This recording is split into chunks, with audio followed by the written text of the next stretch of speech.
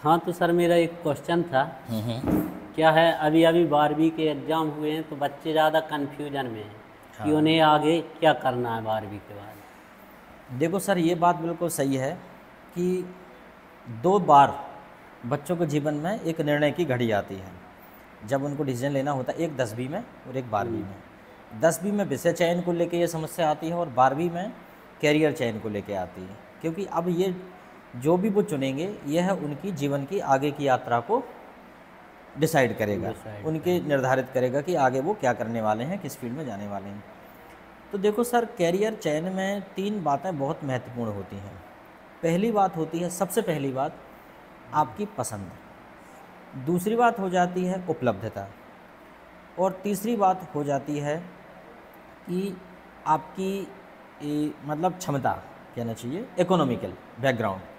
तो अपन इसे और सरल शब्दों में और सरल शब्दों में समझें तो बात ये हो गई कि सबसे पहली बात, तुम चाहते क्या हो। अब आपने कहा कि मैं नीट क्वालिफाई करना चाहता हूँ, आप नीट करके आप डॉक्टर बनना चाहते हैं, तो दूसरी बात आ जाती है कि क्या आप नीट क्वालिफाई कर पाएंगे।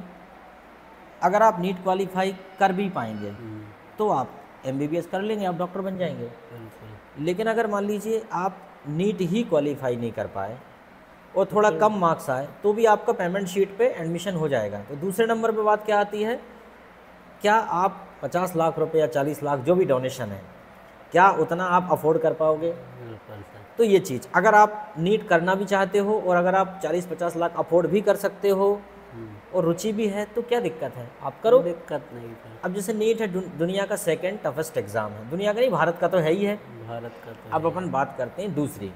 अब एक नीट की बात होगी, मान लीजिए इंजीनियरिंग में कोई जाना चाहता है, वहाँ भी वही बात है, अगर आप अच्छा स्कोर करते हैं, नो डाउट आपको एक बेहतरीन कॉलेज मिलेगा। आपको JEE का आप एग्ज़ाम दीजिए और आप IIT या BTech कुछ भी आप कर लीजिए, ठीक है। दूसरी बात यह है कि अगर थोड़े कम भी मार्क्स आते हैं और अगर आप OBC, SC या ST कोटा से आते हैं तो आपको वहाँ पे स्कॉलर बेस पे आपका कोर्स हो जाएगा, तो आप इंजीनियरिंग में जा सकते हैं। अच्छा, अब उसके बाद अगर देखा जाए तो इसी के समकक्ष अगर हम और नीचे जाएं तो अभी टॉप मोस्ट में अगर लड़कियों की बात करें तो लड़कियों के लिए नर्सिंग का कोर्स बहुत शानदार चल रहा है। लड़कियां 12th के बाद सीधा BSc नर्सिंग करें, लेकिन BSc नर्सिंग पैरामेडिकल भी हाँ पैरामेडिकल, लेकिन BSc नर्सिंग जो है उसमें अच्छा खासा कंपटीशन है, ठीक है। और अगर मान लीजिए इसी के समकक्ष और देखें तो फार्मेसी है। फार्मेसी हमारे बहुत से कॉलेज जो है वो पेमेंट शीट पे करा देते हैं और कुछ स्कॉलर बेस पे भी करा देते हैं। अगर आप OBC, SC और ST कोटे से आते हैं तो आपका ये आसानी से हो जाएगा। अब हम देखते हैं कि इसके नीचे और क्या क्या चीज़ें हैं। तो इसके बाद आप DMLT कर सकते हो, BPT कर सकते हो, फिजियोथेरेपी कर सकते हो आप इसमें, ठीक है। तो ये सारी चीज़ें कर सकते हैं। अब इसमें ये देखें कि बच्चों को ये पता नहीं होता कि इसका स्कोप क्या है। सबसे पहले तो भाई नीट हो गया, नीट के बाद MBBS करके डॉक्टर बनोगे, इसके स्कोप किसी से पूछने की ज़रूरत नहीं है। सब जानते हैं कि MBBS वाला बंदा क्या कर सकता है, डॉक्टर के क्षेत्र में सबसे अच्छा बेहतरीन योगदान है। दूसरे नंबर पे आ जाता है अपना उसी से थोड़े नीचे मान लीजिए BSc नर्सिंग, लड़कियों के लिए बहुत अच्छा कोर्स है। तीसरे नंबर पे आ जाता है आपका, अगर आपने फार्मेसी कर लिया है तो फिर अब बच्चे पूछेंगे फार्मेसी में काम क्या रहता है और फार्मेसी में करना क्या पड़ता है। भाई pharmacy, diploma of pharmacy, D pharmacy और B फार्मा दोनों हो जाते हैं, बैचलर ऑफ फार्मेसी या D फार्मा दोनों करने के बाद आप एक अपनी मेडिकल की जो केमिस्ट की जो शॉप होती है, जो केमिस्ट है, आप वो खोल सकते हैं। नंबर 2, आप MR बन सकते हैं, मेडिकल रिप्रेजेंटेटिव, जो डॉक्टर से मुलाकात करते हैं, दवाइयों का एडवर्टाइजमेंट करते हैं, वो बन सकते हैं। नंबर 3, आप कोई भी इंडस्ट्री में काम कर सकते हैं जहां मैन्युफैक्चरिंग होती है दवाइयों की, वहां काम कर सकते हैं। नंबर 4, अगर वो भी नहीं करना चाहते तो आप इंडस्ट्रीज एरिया में खुद इंडस्ट्री डाल सकते हो, आप इतनी कैपेबिलिटी आ जाती है आप में। और वो भी नहीं करना चाहते तो कम से कम आपके लाइसेंस से आप किसी दूसरे को भी कोई दुकान खुलवा सकते हो, कोई मेडिकल आप उसे बनवा सकते हो, खुलवा सकते हो। तो ये हो गई अब हमारी मेडिकल लाइन की बात करें। अच्छा, अब कुछ फिर अपन आते हैं नॉन टेक्निकल में। ये जो हमने अभी मैथ्स और बायो ग्रुप की बात की, इसी प्रकार कॉमर्स में भी बहुत सारी ट्रेड्स हैं। आप सबसे ऊपर तो चार्टर्ड अकाउंट आता है, CA, और उसके बाद फिर बहुत सारे सांख्यिकी विभाग का एग्ज़ाम होता है, इंडियन स्टैटिस्टिक्स डिपार्टमेंट, उसके एग्ज़ाम भी होते हैं। ये करो। उसके बाद अगर बच्चा और टेक्निकल में जाना चाहता है, थोड़ा कम टेक्निकल में, तो वो फिर पॉलिटेक्निक करे, जिसे पीपीटी बोलते हैं। ठीक है, पीपीटी पॉलिटेक्निक। यहाँ भी बहुत सारी ट्रेड्स होती हैं, जैसे ऊपर होती हैं इंजीनियरिंग में बहुत सारी ट्रेड, यहाँ भी बहुत सारी ट्रेड होती हैं। यहाँ पे भी बच्चा डीजल मैकेनिक हो सकता है, यहाँ पे भी इलेक्ट्रिकल हो सकता है, इलेक्ट्रीशियन, फिटर, और यहाँ भी मैकेनिक, सिविल, यहाँ बहुत सारी यहाँ भी ट्रेड्स होती हैं।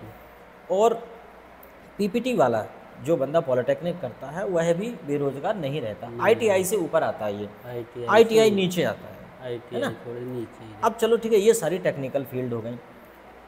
उसके बाद अगर और हम दूसरा देखना चाहते हैं, टेक्निकल में हम अंदर नहीं घुस रहे कि इंजीनियरिंग में कौन कौन सी ट्रेड्स हैं, वो बच्चे जानते हैं सब। इलेक्ट्रॉनिक कम्युनिकेशन है, आईटी है, और अब तो रोबोटिक्स और ना जाने क्या क्या होने लगा अब तो, और नई नई ट्रेड्स आ गई, तो उसमें बच्चे सर्च कर सकते हैं। नंबर इसके बाद जो है नॉन टेक्निकल। अब बच्चे चाहते हैं कि चलो टेक्निकल नहीं कर पाएंगे, तब नॉन टेक्निकल में क्या करें। तो मुझे लगता है CUTE जो अभी जो हाँ आजकल क्यूट जो चल रहा है ट्रेंड, कि जो सेंट्रल यूनिवर्सिटीज़ हैं, जैसे दिल्ली यूनिवर्सिटीज़ है, JNU यूनिवर्सिटीज़ है, या मान लीजिए सागर यूनिवर्सिटी है, अच्छी जो टॉप की जो सेंट्रल यूनिवर्सिटी हैं, इनमें एडमिशन के लिए बढ़िया एंट्रेंस एग्ज़ाम दीजिए, और आप एक अच्छे महाविद्यालय में अच्छा टॉप का एजुकेशन लीजिए, ये हो सकता है। अगर ये नहीं हो, अगर ये भी नहीं कर पाते हैं आप, तो जो एक्सीलेंस कॉलेजेस होते हैं उसमें ऑनर्स में कोर्स होते हैं। एक्सीलेंस कॉलेजेस में आप चले जाइए, excellence college Bhopal, excellence college Jabalpur, excellence सब जगह है। एक्सीलेंस कॉलेज में कोई भी कोर्स के लिए आप अप्लाई कर सकते हैं। अगर लड़की हैं तो लड़कियों के लिए एक फ़ायदा है कि वहीं रहने के लिए हॉस्टल मिलेगा, लड़के हैं तो भी वहाँ रहने के लिए हॉस्टल मिलेगा।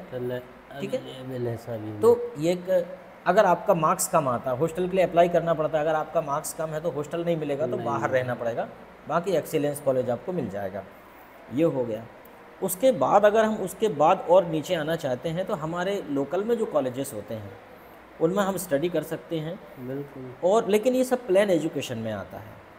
इस प्लेन एजुकेशन में जितने नीचे आते जाएंगे उतना थोड़ा सा जॉब अपॉर्चुनिटीज़ या थोड़ा सा पॉसिबिलिटीज़ कम होते जाती हैं, और जितना ऊपर जाते हैं तो पॉसिबिलिटीज़ बढ़ती जाती हैं। सीधी सी बात है, टेक्निकल फील्ड में कंपटीशन थोड़ा कम है, नॉन टेक्निकल में ज़्यादा है।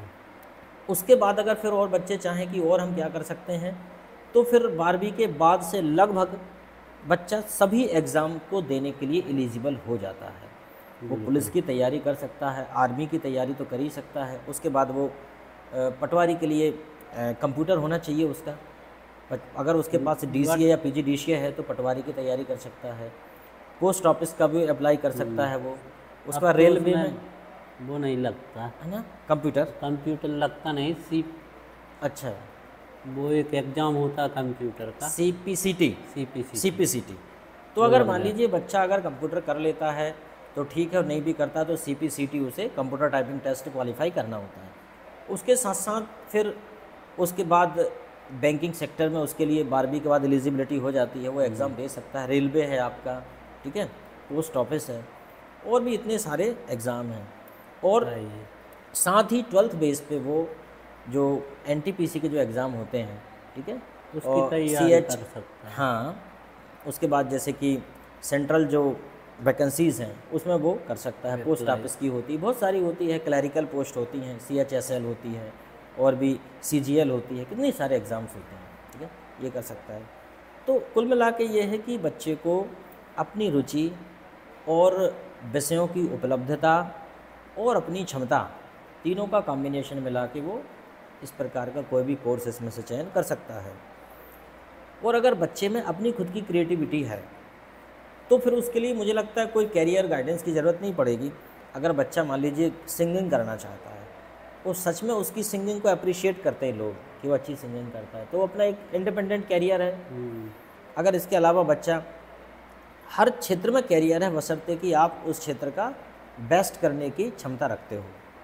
अगर आप एक ढोलक वादक भी हो और अच्छे से आप वो बजाते हो तो भी, स्पोर्ट्स के क्षेत्र में भी कैरियर है। अगर आप निष्ठावान हो और आपको लगता है कि इस क्षेत्र में आपके मुकाबले कोई स्पोर्ट्स में नहीं है, तो आप उसमें भी एक अच्छा करियर तलाश सकते हो। ठीक है, आजकल तो लोग डिज़ाइनिंग्स, ठीक है, पेंटिंग्स, हर चीज़ में करियर देखते हैं। हमारे आसपास कितने प्रकार के काम होते हैं, वही तो करियर है।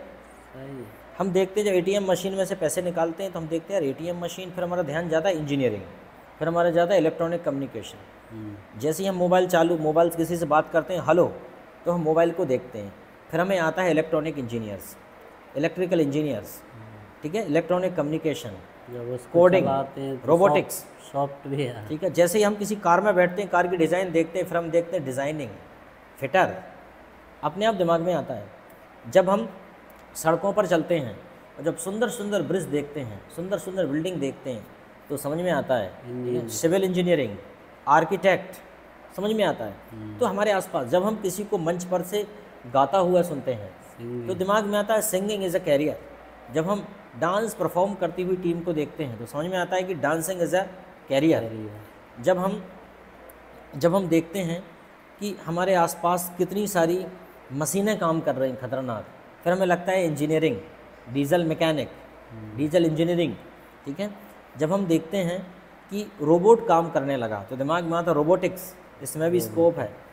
जब हम देखते हैं कि कोई शादी वगैरह होती समारोह, तो उसमें कितने प्रकार से सजावट होती है, कितने प्रकार से उपकरण लगते हैं, कहीं ड्रोन कैमरा चल रहा है, कहीं कैमरा लगा हुआ है, कहीं जो आइस है, जो स्मोक छोड़ने वाली बर्फ़ है वो, ठीक है ना, धुएँ वाली जो लाइट लगे हैं कई प्रकार से। तो हम देखते हैं कि event organising, event organisation, event management, फिर हम देखते हैं ये भी कैरियर है। हम वहाँ पर देखते हैं कि शादी में एक बंदा जो है जो पूरा खाने पीने का काम देख रहा है, कैटरिंग, तो हम देखते हैं यार कैटरिंग भी एक कैरियर है। तो ये ज़रूरी नहीं है कि कोई विशेष काम ही किया जाए, पर आपकी पसंद का हर काम विशेष हो सकता है, बशर्ते कि उसकी आवश्यकता पब्लिक में हो, ठीक है। आदमी अपनी क्षमता के अनुसार कैरियर का चयन कर लेता है। तो बताइए आपके हिसाब से 10th के बाद या 12th के बाद बच्चों के लिए आप क्या एडवाइस करना चाहते हो? आपके हिसाब से कौन सी चीज़ आपको अच्छी लगती है? अगर मैं आपसे ही पूछूं कि आप क्या बनना चाहते थे 12th के बाद?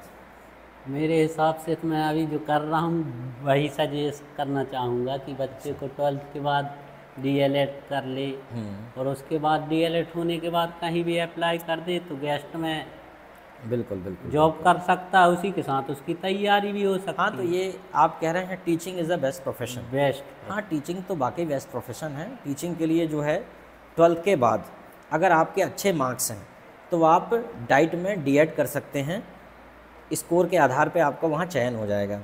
और अगर आप वैसे नहीं कर पाते हैं तो प्राइवेट कॉलेजेस भी D.Ed कराते हैं, यहाँ आपकी फ़ीस लगेगी, यहाँ से आप D.Ed कर सकते हैं। और तो और अगर ये नहीं करना चाहते तो आप अपना ग्रेजुएशन कंप्लीट कर लें, उसके बाद आप B.Ed कर लें, B.Ed कर लें अगर आपको शिक्षक ही बनना है। और अगर आपको और हायर एजुकेशन में प्रोफेसर बनना है तो आप सेट का एग्ज़ाम दीजिए, आप MPhil कीजिए। फिर अभी बहुत समय है, उसके लिए अभी नहीं बताएंगे, अभी 12th के बाद बताएंगे। ऑफकोर्स वो अभी नहीं बताएंगे, अभी 12th के बाद बताएंगे बच्चों को क्या करना है। और बच्चों को अगर किसी प्रकार का कोई संदेह हो, किसी प्रकार का कोई डाउट हो, या उनको किसी कैरियर के बारे में विस्तार से हमसे चर्चा करना हो तो हमें कमेंट्स में लिखें, हम आपसे कांटेक्ट करेंगे। आप अपना फ़ोन नंबर हमें दे सकते हैं, जिनके पास फ़ोन नंबर है वो सीधा फ़ोन लगा सकते हैं। हम आपको कैरियर पर एक अच्छा समाधान आपको देने का प्रयास करेंगे, क्योंकि कैरियर का चयन बहुत मुश्किल काम भी है और बहुत जिम्मेदारियों से भरा है। थोड़ी सी गलती बाद में या तो बहुत खुशी देगी या पछतावा। तो इस डिसीजन को लेने में किसी भी प्रकार की लापरवाही ना करें। 9th क्लास में एक लेसन है road not taken. Robert Frost साहब लिखते हैं रोड नॉट टेकन, मतलब 2 रोड हैं और वो एक रोड पर चलते हैं, एक रोड को छोड़ देते हैं। उनके सामने एक संकट आ जाता है कि वो किस रोड पर चलें। वो कहते हैं अगर मैं इस रोड पे चला गया और अगर ये बाद में जाके अच्छा सिद्ध नहीं हुआ तो मुझे पछतावा होगा, और मैं आश्चर्य की बात इस रोड पे कभी आ भी नहीं सकता दोबारा, क्योंकि तब तक मेरी उम्र निकल जाएगी, टाइम निकल जाएगा। तो वही है कि ज़िंदगी में आपके सामने रास्ते हैं और किसी भी रास्ते का चयन करने का मतलब है कि उसी रास्ते पर चलना है, और वापस आप फिर से ये रास्ता चुनने के लिए नहीं आ सकते जब तक बहुत देर हो जाएगी। तो कैरियर का चुनाव बड़े सावधानी से करने की आवश्यकता है, और आप अपने बड़ों की राय ज़रूर लें, अपने दिल की बातें सुनें, क्या आप कर सकते हैं और कितनी आपकी फाइनेंशियल कैपेबिलिटी है, उसके आधार पे आप डिसीजन लें।